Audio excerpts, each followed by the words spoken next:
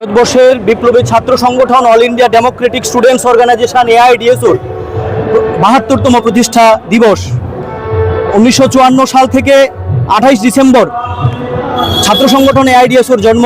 তার প্রাক লগ্ন থেকেই ছাত্র সংগঠন AIDSO শিক্ষা সংস্কৃতি মনুষ্যত্বের রক্ষার্থে আমরা সারা দেশব্যাপী আমরা এই অঙ্গীকারবদ্ধ এবং কেন্দ্র এবং রাজ্য সরকার যে শিক্ষার উপর একের পর এক আক্রমণ নামিয়ে আনছে তার প্রতিবাদে AIDSO তার শক্তি অনুযায়ী এককভাবে সারা দেশে আন্দোলন পরিচালনা করছে।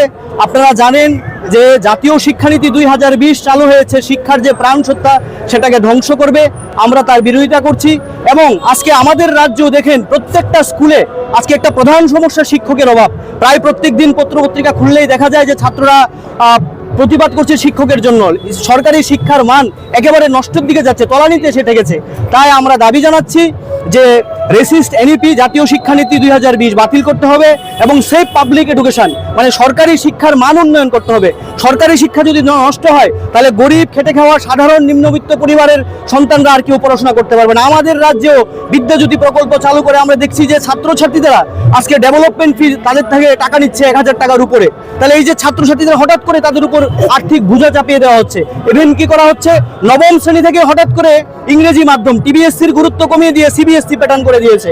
ভালো CBSE, কিন্তু সেটা তো ক্লাস 1 থেকে করার দরকার ছিল, সেটা না করে নবম শ্রেণী থেকে চালু করে দিয়েছে। তাহলে যে সমস্ত ছাত্ররা বাংলা পড়াশোনা করছে তারা কিভাবে ইংরেজিতে পড়াশোনা করবে? হঠাৎ টিচারদের ক্ষেত্রেও সমস্যা হচ্ছে।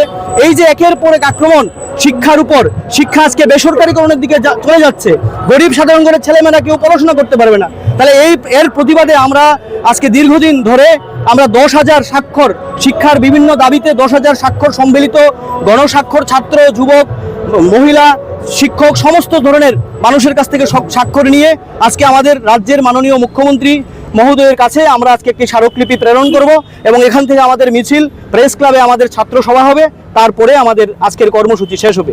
আমি রামপ্রসাদ আচার্য, রাজ্য সভাপতি AIDSO।